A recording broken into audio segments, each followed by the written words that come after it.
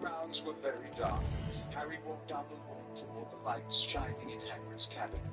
The inside of the enormous Beauxbatons carriage was also lit up. Harry could hear Madame McCheese talking inside it as he knocked on Hagrid's front door. "You there, Harry?" Hagrid whispered, opening the door and looking around. "Yeah," said Harry, slipping inside the cabin and pulling the cloak down off his head. "What's up?" "Got something to show you," said Hagrid. There was an air of enormous excitement about Hagrid. He was wearing a flower that resembled an oversized artichoke in his buttonhole. It looked as though he had abandoned the use of axle grease, but he had certainly attempted to comb his hair. Harry could see the comb's broken teeth tangled in it. "What are you showing me?" Harry said warily, wondering if the spoons had laid eggs or Hagrid had managed to buy another giant three-headed dog off a stranger in a pub. "Come with me, keep quiet, and keep yourself covered with that cloak," said Hagrid. "We won't take Fang. He won't like it." "Listen, Hagrid, I can't stay long. I've got to be back up at the castle by 1 o'clock. But Hagrid wasn't listening. He was opening the cabin door. Hello, pardon me. Harry hurried to Hello there. Was there something you needed? Hello. I was wondering if you would be interested in having your own shop and a house elf to help you with it. Penny's the name. Penny's mistress is selling this shop. And Penny is most eager to start working with the new owner. It might surprise you to know that Penny can sell practically anything. This is fine. Oh, it would be wonderful to have a place to sell things and someone to help me. You'll be able to give Penny almost anything that you want to sell. It will be no work at all for you once the shop is up and running. If you want the shop and Penny hopes that you do, you should talk to Penny's mistress as soon as you can. Her name is Cassandra Mason. Why is your mistress selling the shop? And you? Penny cannot be certain as Mistress Mason so rarely confides in her. However, she repeatedly mentions how tired she has become of trying to let the shop. She has had rotten bad luck with the last few tenants. Said Hagrid roughly. "Worth seeing, trust me. Only Are you right? Are you holding your breath? No. Of course not. Penny is fine. Sometimes Penny simply needs to remind herself to stop talking. Harry getting more and more irritated as he jogged along. All right. I shall go and find Madame Mason. Oh, splendid news indeed. You won't be sorry. You can find Mistress Mason at her home on the north edge of the village. Penny does hope she gets to work with you. But then, when they had walked so far around the perimeter of the forest that the castle and the lake were out of sight, Harry heard something. Revelio. Was shouting up ahead. Then came a deafening, ear-splitting roar. Hagrid led Madame Maxime around a clump of trees and came to a halt. Harry hurried up alongside them. For a split second, he thought he was seeing bonfires and men darting around them. But then he smelled dragons. 4 fully grown, enormous, vicious-looking dragons were rearing onto their hind legs inside an enclosure fenced with thick planks of wood. Roaring and snorting, torrents of fire were shooting into the dark sky from their open, fanged mouths, 50 feet above the ground on their outstretched necks. There was a silvery blue one with long, pointed horns, snapping and snarling faces on the ground. A smooth scaled one which was writhing and stabbing with its might. A red one with an odd fringe of fine gold spikes around its face, which was shooting Hello, Madame Mason. clouds into the air. I understand you have a shop to sell. Why, yes. Yes, I do. Are you interested? At least 30 wizards. Yes, I am. I've always wanted to own a shop. How marvellous. I think you'll find my terms quite generous. But, and do please forgive me for asking, do you think you might be a tad young to own a shop? With either fear or rage, he I have a knack for this sort of thing, if I do say so myself. If I can meet your terms, I hope that you'll sell to me. Well, I reckon you have the confidence needed for such a venture. And of course you'll have Penny to help you. That elf could sell tea to a troll. I assume she told you she comes with the place. She did indeed. I like you. Tell you what, I shall sell you the space for an exceedingly fair price.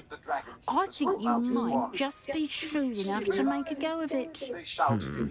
An exceedingly fair price for a shop and an elf. What's the catch? Huh?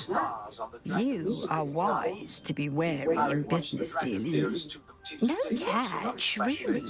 I simply ask that you allow me to do you the favour of buying the shop back, at a discount, of course, should your efforts fail. Last thing we need here in Hogsmeade is for one bad apple to spoil the barrel, if you get my meaning. Yes, an unsuccessful shop would be bad for nearby businesses, I'd imagine. Quick one, you are. Do we have a deal? It does sound intriguing, but I need to consider my finances first. I'll come and find you if I'm interested. Very well, but I won't be able to keep the shop available for too long. If you do want the shop, I'd advise you to return to me as soon as possible. Madam Mason, about the shop. Yes? I've decided I'd like to go ahead and purchase the shop. I have to say I'm impressed. You are a remarkably resourceful student. I am indeed. And brave. You won't be sorry. Give me the money, and I shall get the paperwork filed immediately. Wonderful. Shall I head directly to the shop? Please do. Oh, one more thing. Since my husband died, I've not been able to bring myself to retrieve some of his personal items. They're in a chest at the back of the shop. Penny has them. As you get organised, I would be terribly grateful if you could help an old widow and gather his things for me before you open for business. I wish you the very best of luck in your endeavours. Penny will meet you there. She's bound to tell her student, isn't she? Just thought she'd like to see her. Shrugged Hagrid, still gazing enraptured at the dragons. Really romantic date, Hagrid, said Charlie, shaking his head. 4, said Hagrid. So, this one for each of the champions, is it? What are they gonna do? Fight them? Just get past them, I think, said Charlie. Won't be on hand if it gets nasty. Extinguishing spells at the ready. They wanted nesting mothers. I don't know why. No, it's only this. It's like her to forget. Hang on. Vicious thing. Its back end's as dangerous as its front. Look. Charlie. I didn't keep you waiting, did I? Not at all. I was just at the post office. Gran told me to expect a package, but it looks as if she forgot to send it. She didn't send me an owl this week either. Perhaps she's busy with her research. What did you find out about the dragon you were tracking? I realised that she didn't know the poachers had her egg, so when she left Horntail Hall, she would have headed straight to her nest. I went back to the tent and tracked her flight. Well done. You certainly know what you're doing. I can't be certain, but I have an idea of one place she may have been heading. I thought we might go and see it for ourselves. Of course. Shall we leave now? If that's all right. I want to see how she's faring if she had a collar on. And she's likely frantic about her egg. It's much too young.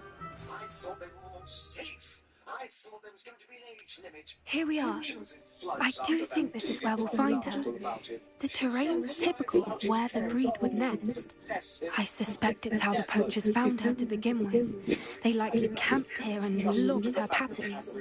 Perhaps nabbed her first and then her egg.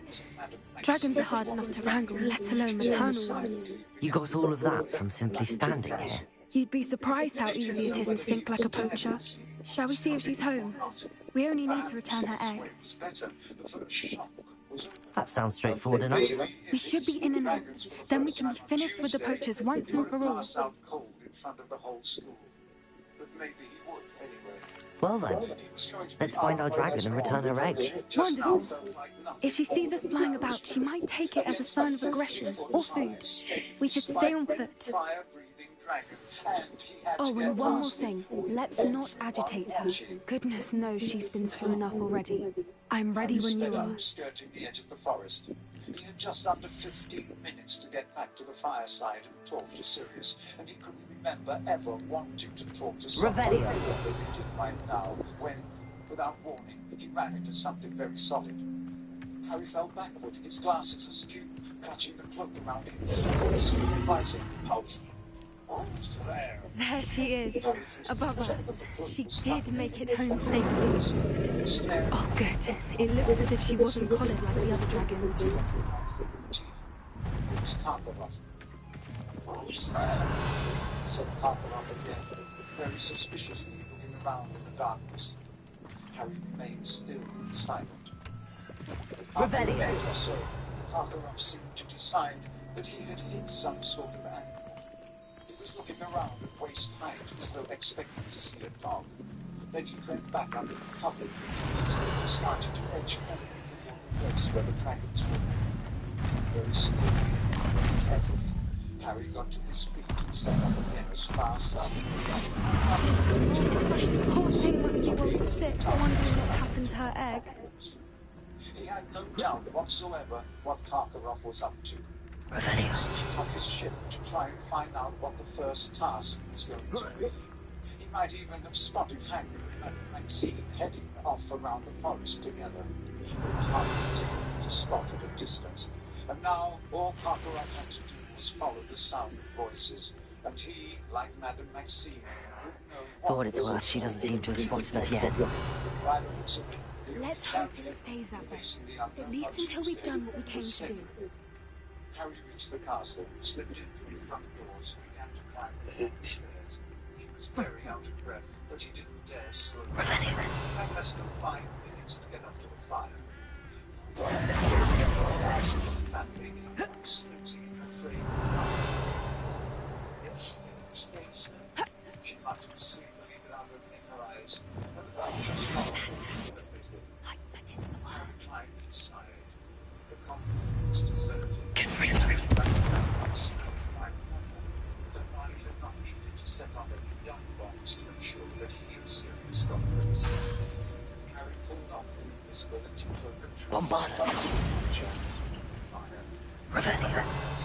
Darkness. Flames were the only source of light.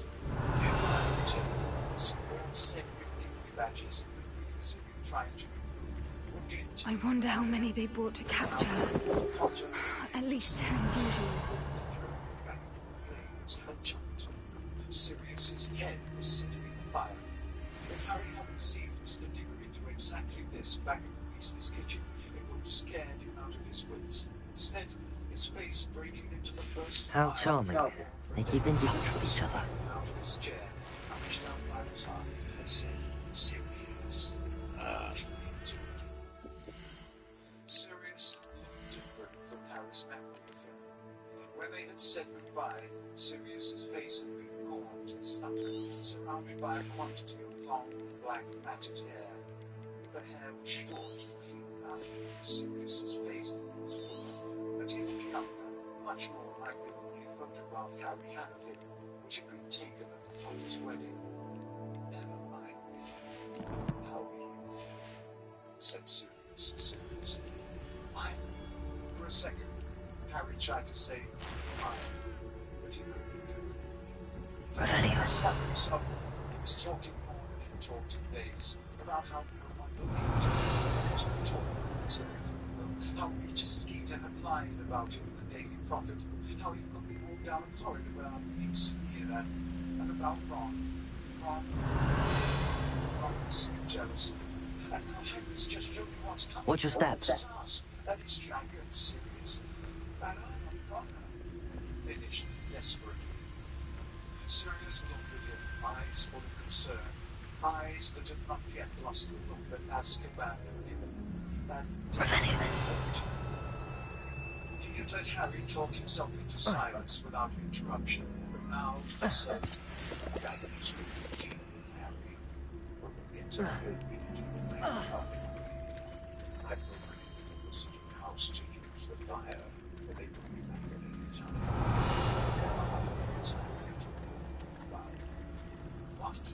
Said Harry, a slip of further few punches. Surely there could be nothing worse than dragons coming. Tough and off, said Sirius. Harry, he was a death eater. Prepare it. Yes. What? Scott walked in Azkaban, but he got released. I bet you Revelio. Hogwarts this year. Put him into Azkaban in the first place. Harry said slowly, his brains struggling to absorb yet another piece of shocking information. Why did they release him? He did a deal with the Ministry of Magic, said Sirius. He said he was that he named names. He would have other people into Azkaban in his place. He's not very popular, I can tell you, but since he got out, what I can tell, he's been teaching the dark arts to make the student classes the best ways. So watch out for those. Okay, said Harry slowly. Are you saying Karkaroff put my name in the gauntlet because if he did, he's a really good actor. He seemed furious about it. He wanted to stop me from competing. We know he's a good actor, said Sirius, because he is the Ministry of Magic. Now, you and the rest of them, said Harry bitterly. Revelio. He was attacked by a force started at Hogwarts. Yes, I know she said it was another false alarm. Sirius said hastily, saying Harry about to speak, but I do think so somehow. I think someone tried to stop him from getting to Hogwarts. I think someone knew their job would be There she is again. From a distance. can't still stop him.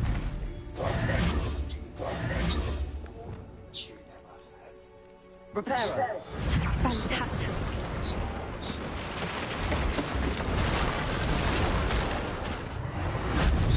Hesitating.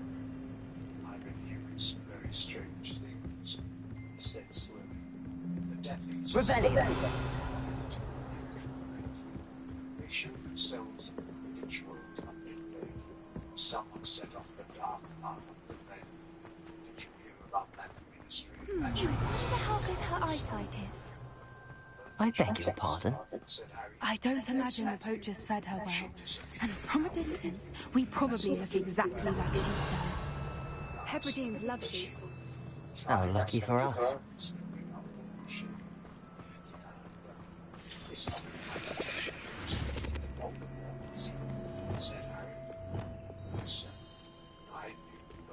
Revelio.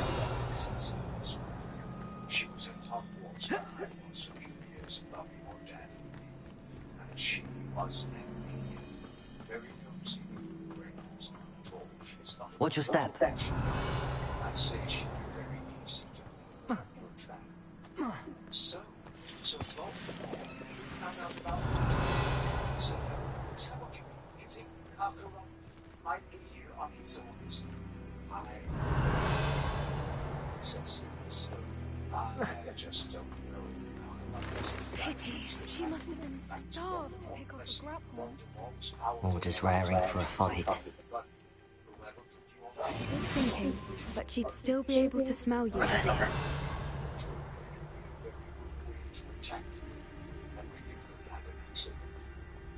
Looks like a really good plan from where I'm standing, said Harry. They'll just have to stand back and let the dragons do their stuff.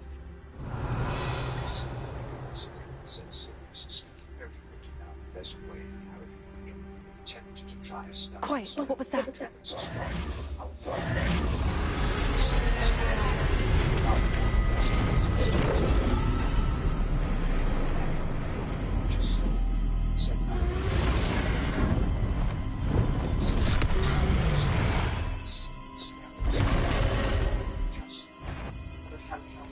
there's no turning back now. Revelio.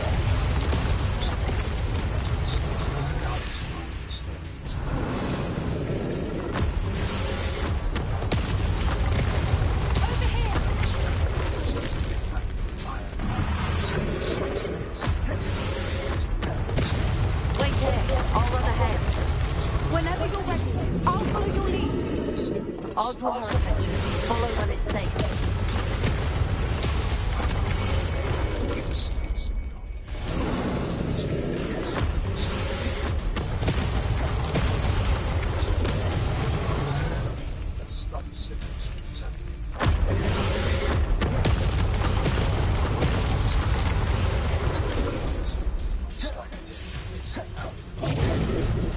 Revelio.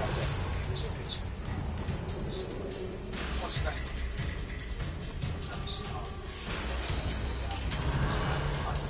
I just want to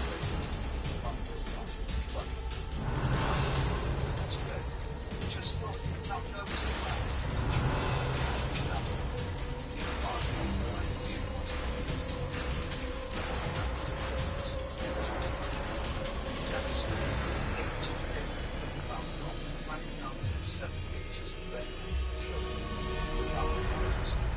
sorry about that.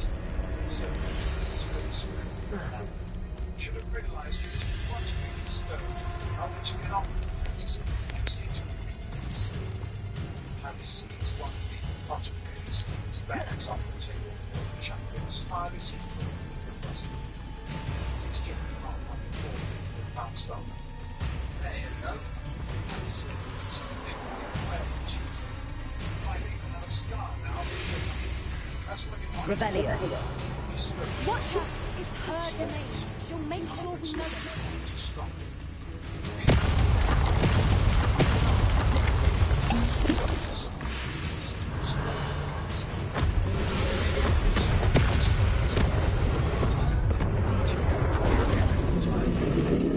Keep at it. We've just got to make it to the nest. Oh, she doesn't make it easy.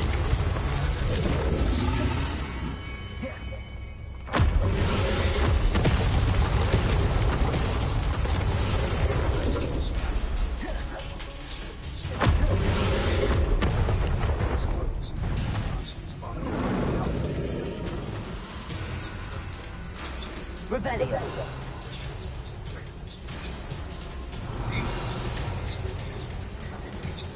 Good thinking.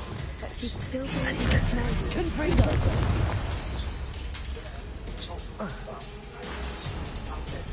Revelio.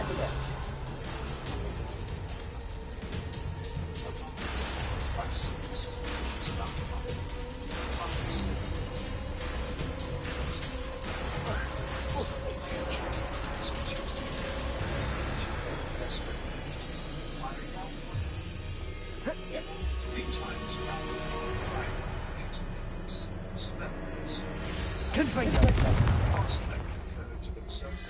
Revelio.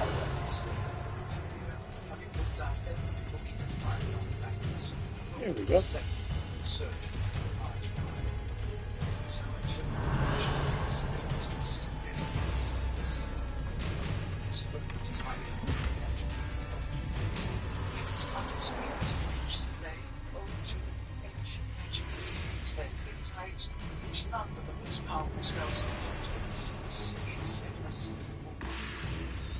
Let's try some simple spell books then, said Harry, throwing aside the men who love dragons too much.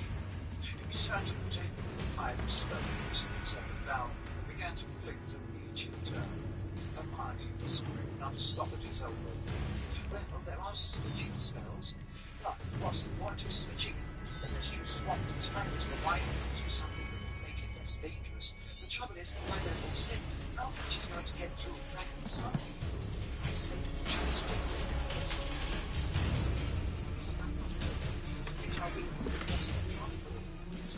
Revelio.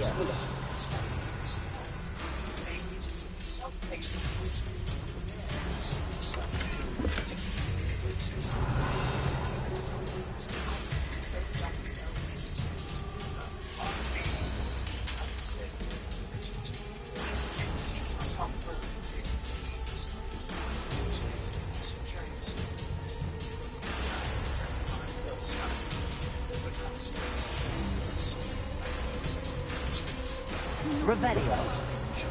It's a little too warm if you ask me.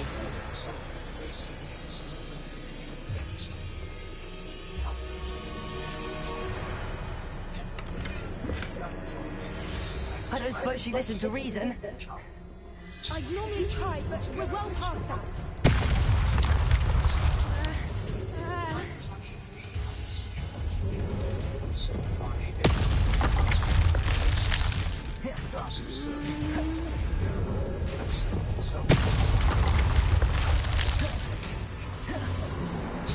Get to that opening below her.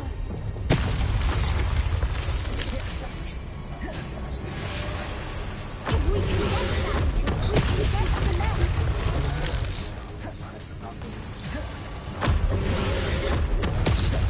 Look, underneath her. I think we're close.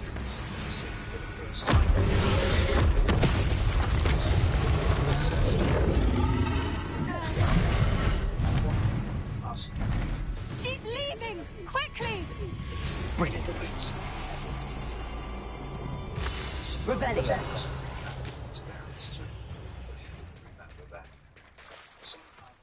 Knowledge that he would rather be here than that drive with W was good to know. It made him feel slightly calmer. He finished his bacon with difficulty. His throat wasn't working too well, and as he and Hermione got up, he saw Cedric on the cup of tea. Cedric still didn't know about the dragons. The only challenge was how he was right in thinking that McCheese and Karkaroff would have told Flo. Revelio. I'll see him in the greenhouses, Harry said, coming to his decision as he watched Cedric before the Come on, I'll catch you up. You'll be late. The bell's about to ring. I'll catch you up, okay? By the time Harry was on the staircase, Cedric was at the top. He was with a load of sincere friends. Harry didn't want to talk to Cedric in front of them. He was going to see his article at him every time he went near them. He followed Cedric at a Revelio. distance and he was heading toward the Charles corridor. This gave Harry an idea. Pausing at a distance from them, he pulled out his wand and took careful aim. Defendo. Cedric's bag split. Large holes spilled out of him onto the floor. Several bottles of ink smashed. Don't bother, said Cedric in an exasperated voice as his friends bent down to help him. Tell Flitwick I'm coming. Go on. This was exactly what Harry had been hoping for. He slipped his wand back into his robes, waited until Cedric's friends had disappeared into their classroom, and hurried up the corridor, which was now empty of everyone but himself and Cedric. Hi, said Cedric, picking up a copy of A Guide to Advanced Transfiguration that was now splattered with ink. My bag just split, brand new and all. Cedric, said Harry, the first task is dragons. What? Said Cedric, looking up. Dragons, said Harry, speaking quickly in case Professor Flitwick came out to see where Cedric had got to. They've got four, one for each of us, and we've got to get past them. Cedric stared at him. Harry saw some of the panic he'd been feeling since Saturday night flickering in Cedric's grey eyes. You sure? Cedric said in a hushed voice. Sure, said Harry. You see? But how did you find out? You're supposed to know. Never mind, said Harry quickly. He knew Harry would be in trouble if he told the truth. But I'm not the only one. Revelio. By now, Maxime and Karkaroff both saw the dragons too.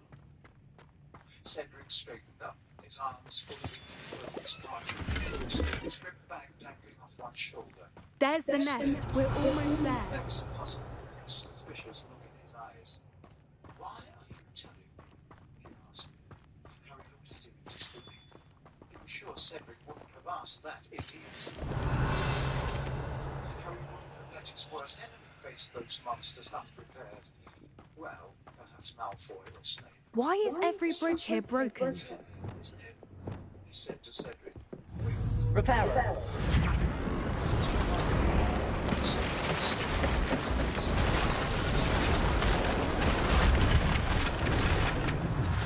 Revelio. Revelio. Saw a man being emerging from Now, if we just return her egg, we can hopefully make it out without too much fuss. He growled. Tiggery, off you go. Harry stared apprehensively at Moody. Had he overheard them? Professor, I'm supposed to be watching. Never mind what's happening. It's crazy. He's going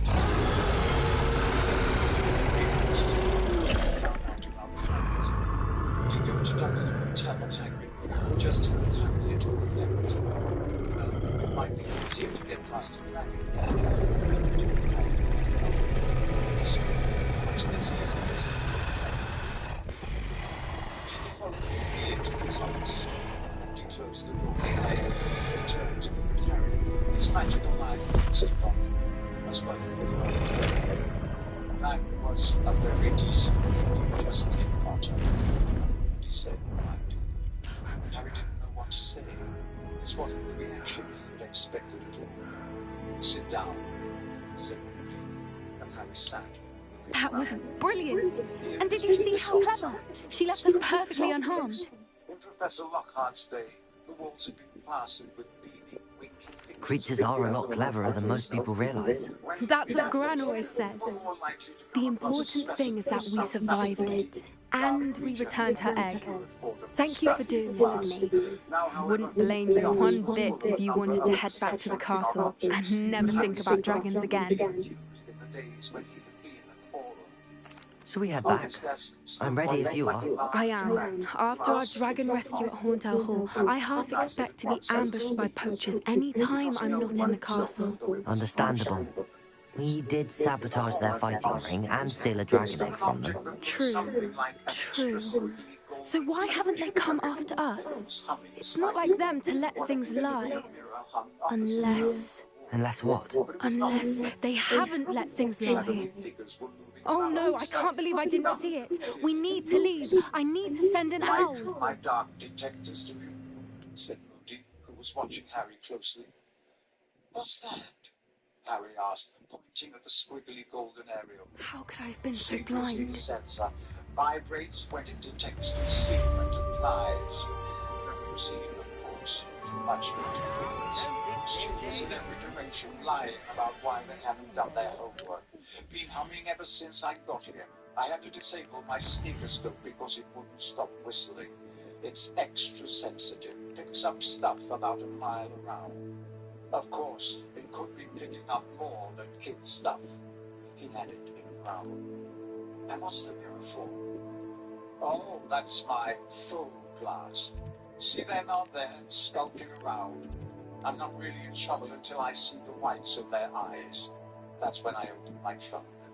He let out a short, harsh laugh and pointed to the large trunk under the window. It had 7 keyholes in a row. Harry wondered what was in there until Moody's next question brought him sharply back to earth.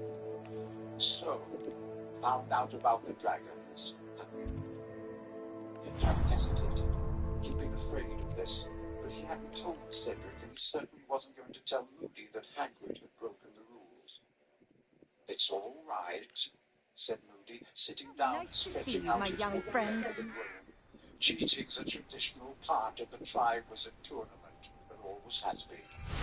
I didn't cheat, said Harry sharply. It was a sort of accident. Revelio. I found out. I wasn't accusing you, laddie.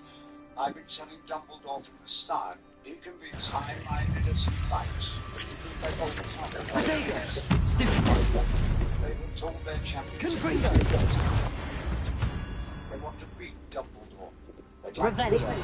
He gave another harsh laugh, and his magical eyes squinted around.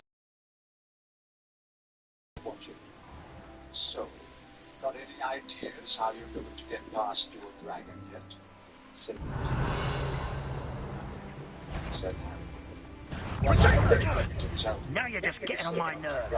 I don't show favoritism. I'm just going to give you some general advice. First bit is play to your strengths. I haven't got any, said Harry before he could stop himself. Revelio.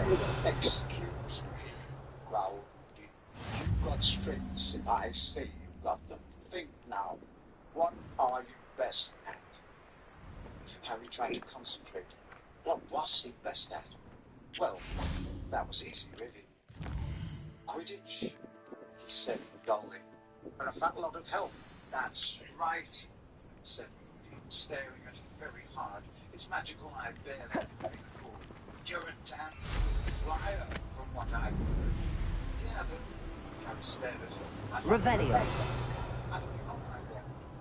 My second piece of general advice, said Moody loudly, interrupting him, is to use a nice, simple spell that will enable you to get me.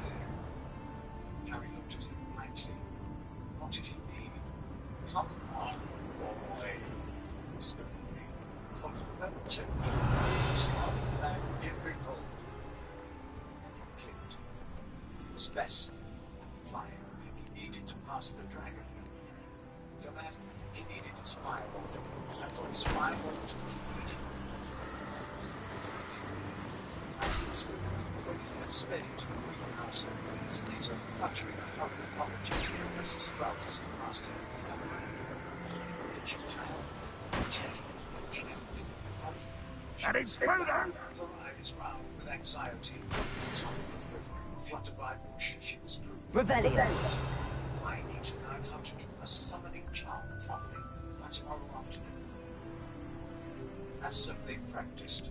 They didn't have much, but headed for a free classroom, where Harry tried with all his might to make various objects fly across the room. If he was still having problems, the books and quills kept losing hard halfway across the room and dropping like stones to the ground. Concentrate, Harry. One of the best meals I've ever eaten. What do you think I'm trying to do? Said Harry angrily. A great big dragon keeps popping up in my head for some reason.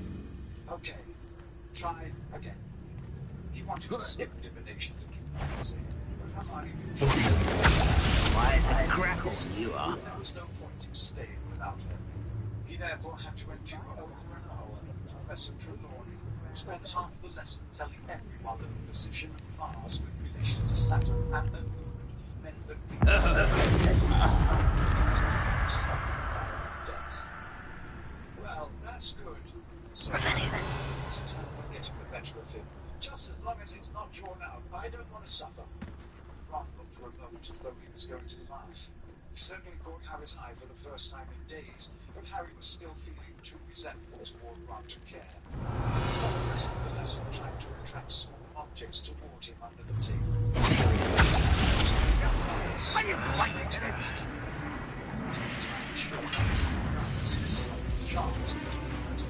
This is where you will fail.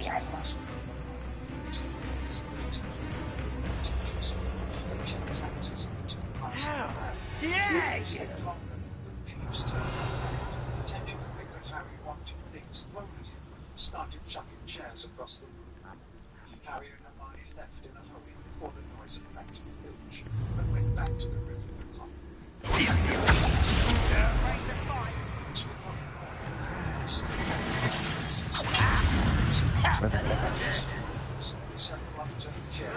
That was unimpressive. Is that the best you can do? An utterly pitiful little man. Unforgivable. Hermione said, looking exhausted but very. I know a Merlin trial when I see one. I don't know what to do next time I can't manage a spell. Harry said. So you try it. Right? Makes just one of us.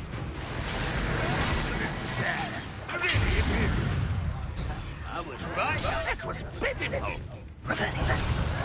You're very weak. Said Hermione delightedly. What Just was as that?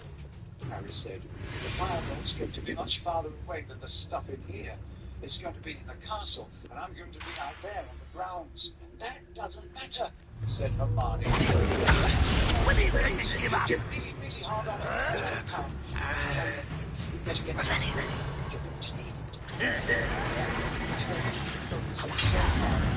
Summoning charm that evening. Some of his blind hand had left him. You won't get away with that. What an unfortunate hell! Dead! Excitement. Lessons were to stop at midday, giving all the students time to get down to the dragon's enclosure. Though, of course, they didn't yet know what they would find. Harry felt off the second and around her. Whether they were wishing with blood or missing, everyone was as he passed. It was a state of nervousness so advanced that he wondered whether he might just stay and start trying to curse everyone. How dare you use that spell on me? Faster than ever, rushing past the Ravenclaws, so that one moment you see him sitting down in his first lesson in history of magic. We'll reclaim what is rightfully ours. And then, where had the morning gone? The last of the dragon-free hours. Professor McCheese was hurrying over to the Great Hall. Lots of people were watching. Potter, the champions have to come down to the grounds now. You have to get ready for your first task. Said Harry, standing up, his fork falling onto his plate with a clatter. Not like I'd fall out now. Lucky if I fit in one now. You'll be fine. Yeah, said Harry. Stunned like his own. He left the Great Hall with Professor McGonagall. She didn't seem herself either. In fact, she looked as anxious as a lion. As she walked him down the stone steps and out into the cold November afternoon, she put her hand on his shoulder. Hello? She said, just keep on moving ahead. We've got wizards standing by to control the situation if it gets out of hand. The main thing is to just do your best, and nobody will think any the worse of you. Are you all right? Yes, Harry heard himself say. Yes, I'm fine. She was leading him toward the place where the dragons were, around the edge of the forest. When they approached the clump of trees behind which the enclosure was visible, Harry saw that a tent had been erected, its entrance facing them, screening the dragons from. You're to go in here with the other champions, said Professor McGonagall in a rather shaky sort of voice. Wait for your turn, Potter.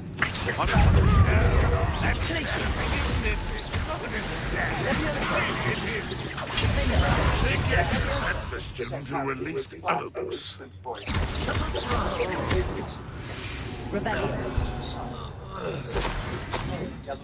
Sitting in a corner of the stool.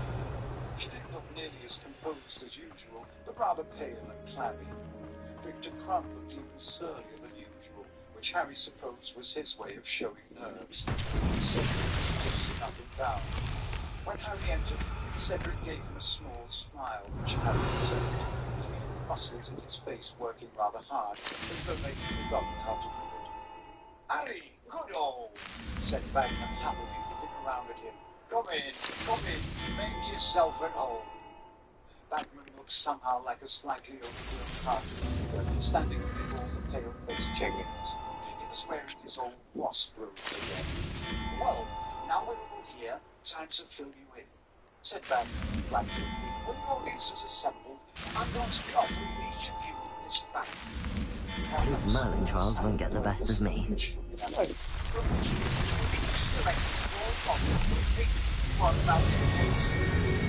different varieties, you see. And I have to tell you something else too. Revelio. Your task is to collect the golden egg. Harry glanced around. Cedric had nodded once to show that he understood Bagman's words, then started pacing around the tent again. He looked slightly green. Fleur Delacour and Crumb hadn't reacted at all. Perhaps they thought they might be sick if they opened their mouths. That was certainly how Harry felt. But they, at least, had volunteered for this. No time at all. Hundreds upon hundreds of pairs of people would be heard passing. Revelio. Everyone was talking excitedly, laughing, joking. Harry felt as separate from the crowd as though they were a different species. Then, it seemed like almost a second later to Harry, Bagman was opening the neck of the purple silk sack. Ladies first, he said, offering it to Fleur Delacour. He took his hand inside the bag and drew out a tiny, perfect model of a dragon, a Welsh green. It had the number 2 around its neck, and Harry knew by the fact that Fleur showed no sign of surprise, but rather a determined resignation that he had been right. right. Madame Maxine had told her what was coming. The same held true for Crumb. He pulled out the scarlet Chinese fireball. It had a number 3 around its neck. He didn't just snapped back down and stared at the ground. Cedric put his hand into the bag, and out came the bluish-grey Swedish short snout, the number 1 tied around its neck. Knowing what was left, Harry put his hand into the silk bag and pulled out the Hungarian horntail. And the number 4. It stretched its wings as it looked down at it and bared its minuscule fangs. Well, there you are, said Bagman. You have each pulled out the dragon you will face. And the Revelio. You are to take on the dragons, do you see? Now, I'm going to have to leave you because I'm commentating. Mr. Diggory, you're first. Just ask to approach when you hear the whistle, all right? Now, Harry, we have a quick word. Outside. Yes, said Harry blankly. And he got up and went out of the tent with Bagman. He walked a short distance away into the house, and then turned to him with a fatherly expression on his face. Those goblins in my family worked in the mines at one time or other. What's that? Who's there? Said Harry. No, got a plan, said Bagman, lowering his voice conspiratorially, because I don't mind sharing the Revelio. if you like them, you know. I mean, Bagman continued, lowering his voice still further. Enjoy suffering, do you? Protego. I'm friendly. Confringo. Revelio. I know. Nobody would know, Harry, said Bagman, winking at him. No, I'm fine, said Harry, wondering why he kept telling me Revelio. this, but wondering whether he had ever been less fine. I've got some plan worked out. A whistle had blown somewhere. Good Lord, I've got to look, said Bagman in alarm. Expelliarmus. Confringo. He saw Cedric emerging from it, greener than ever. Revelio. He tried to issue lungs and walk past. He came out of his mouth and saw the horse to run. Harry went back inside to Fluro. Protego. Seconds later, Confringo. Revelio. But was now face to face with the living counterpart of his model. Expelliarmus. Worse than Harry could ever have imagined. Revelio. The crowd screamed, yelled, gasped like a single many-headed entity, as Cedric did whatever he Confringo. could to get past his Expelliarmus. Revelio. Cedric's step was about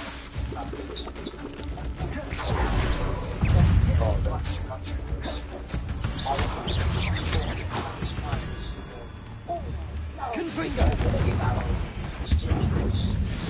Expelliarmus. Revelio. Then, after about 20 minutes, Harry had the definite word that he only one thing. Cedric had gotten past his dragon and captured the golden egg. Very good indeed, Bagman was shouting. And now, the marks from the judges. He didn't shout out the marks. Confringo. The judges were holding them up and showing them to the crowd. 1 cow, 3 tickle, Bagman yelled as the whistle blew again. Miss Delacour, if you please. Fleur was trembling from head to foot. Harry felt more warmly toward her than he had done so far as she left the tent with her head held high and her hand clutching her wand. He and Crumb were left alone at opposite sides of the tent, avoiding each other's gaze. The same process started again. Oh, I'm not sure it was wise. They could hear Bagman shouting.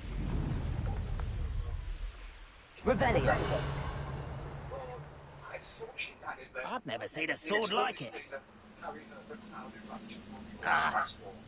Fleur must have been successful too. It was while Fleur's hands were showing the clamour. Then, for the 3rd time, he whistled. And here comes Mr. Fleur, cried Bagman, and Trump slouched out, leaving Harry behind. Aware of his body than usual, very aware of the way his heart was pumping. Revelio. Yet, at the same time, he seemed to be outside himself, seeing the walls of the tent, but he was proud as though from far away. Very daring, Bagman said.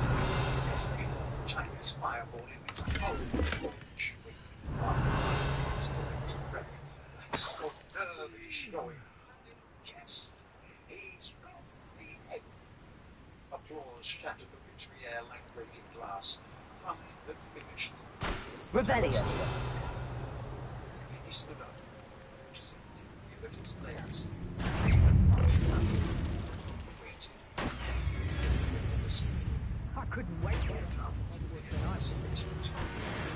Eyes into the shed inside him, and now he was walking as the approaching fence. He saw everything in front of him as though it was a very highly colored dream. There were hundreds and hundreds of faces staring down at him from stands that had been magic there since he'd last stood on this spot. There was the horntail, the other end of the enclosure, crouched low over her clutch of eggs. Revelio. Her evil yellow eyes upon him, a monstrous, scaly black lizard thrashing her spiked tail, leaving hard, long gouge marks in the hard ground. Iona Morgan was a good poacher. But whether friendly or not, Harry didn't know or care. It was time to do what he had to do, to focus his mind entirely, absolutely, upon the thing that was his only chance. He raised his wand. I see Revelio. He shouted. Harry waited, every fibre of him hoping, praying. If it happened, if it wasn't. It seemed to be everything around him through some sort of human, transparent barrier, like a heat haze, which made the enclosure and the hundreds of faces around him strange. And then he heard it, speeding through the air behind him. He turned and saw his fireball hurtling toward him on metal wheels, soaring into the enclosure and stopping dead in mid-air beside him, waiting for him to mount. The crowd was making noise, like shouting something, but Harry's ears were not working anymore. Revelio. He swung his leg over the broom and kicked off from the ground, and a second later, something miraculous happened. As he soared upward, as the wind rushed through his hair, as the crowd's faces became mere flesh-colored pinpricks below, and the horntail shrank to the size of a dog, he realized that he had left not only the ground behind, but also his fear. He was back where he belonged. This was just another Quidditch match he never saw. Just another Quidditch match. And that horntail was just another ugly opposing team. He looked down at the clutch of eggs and spotted the gold one, gleaming against its cement-colored feathers, residing safely between the dragon's front legs. Okay, Harry told himself. Diversionary tactics. Let's go. He dived. The horntail's head followed him. He knew what he was going to do. Pulled out of the dive just in time. A jet of fire released exactly where he would have been had he not swerved away. But Harry didn't care. That was no more than dodging a clutcher. Great Scott, he can fly! Yelled Bagman as the crowd shrieked and gasped. Are you watching this, Mr. Crumb? Harry soared higher in a circle. The horntail was still following his progress, its head revolving on its long neck. If he kept this up, it would be nicely dizzy. But better not to push it too long, or it would be breathing fire again. Harry plumped just as the horntail opened its mouth, but this time he was less Revelio. This flames, but the tail came running up to meet him instead. And as he swerved to the left, one of the long spikes grazed his shoulder, ripping his ribs. He could feel it slowly, the screaming groans from the crowd, but the cut didn't seem to be deep. Now he zoomed around the back of the horntail, and a possibility occurred to him. The horntail didn't seem to want to take off. She was too protective of her eggs. Though she writhed and twisted, furling and unfurling her wings, and keeping those fierce yellow eyes on Harry, she was afraid to move too far from him. But he had to persuade her to do it.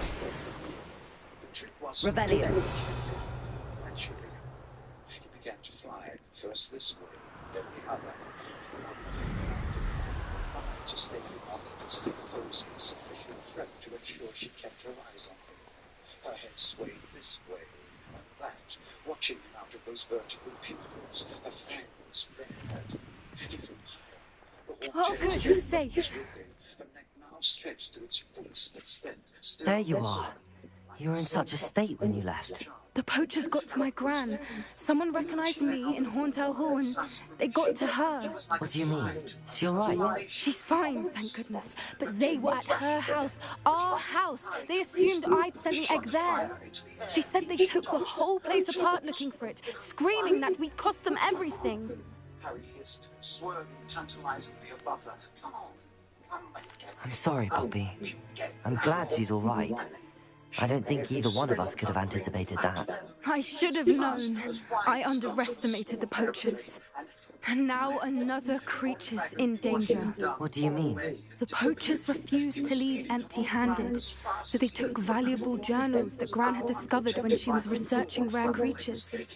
One of them contained theories about a secret hiding place of the Snidget, long thought to be extinct. I take it you aren't going to let the poachers anywhere near the Snidgets. Gran wants me to stay out of it, but I know she's devastated that poachers might go after the Snidgets, if they still exist. We had the element of surprise on our side when we saved that dragon, but the poachers will be watching for us now. We need allies.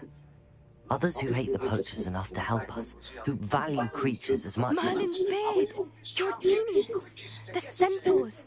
They'd want the Snidgets protected at all costs.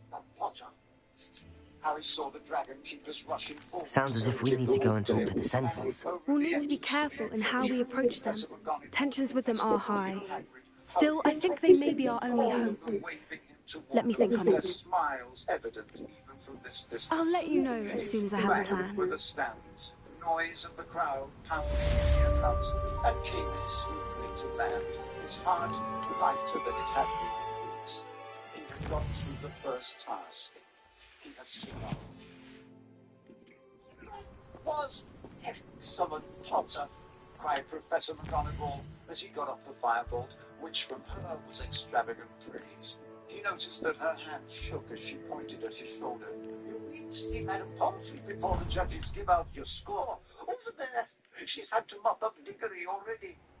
You did it, Harry, said Hagrid hoarsely. You did it, and against the own tail and all. You know Charlie said that was the worst. Thanks, Hagrid, said Harry loudly, so that Hagrid wouldn't blunder on and reveal that he had shown Harry the dragons beforehand. Professor Moody looked very pleased too. His magical eye was dancing in its socket. Nice and easy does the trick, Potter, he growled. Right then, Potter, the first aid tent, please, said Professor McGonagall. And Harry walked out of the enclosure,